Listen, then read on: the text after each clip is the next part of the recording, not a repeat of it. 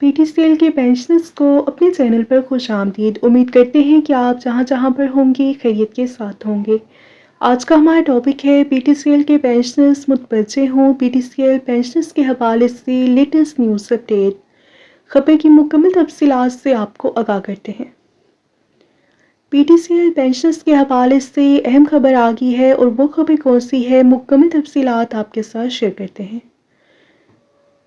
معزز پی T C L کے pensioners, آج مورخہ 17 دسمبر 2025 کو ڈویژن بینچ میں توہین عدالت کا کیس لگا تھا، اور گزشتہ سماعت chief justice Peshawar high court کی عدالت میں سنگل بینچ کے روبرو تھی۔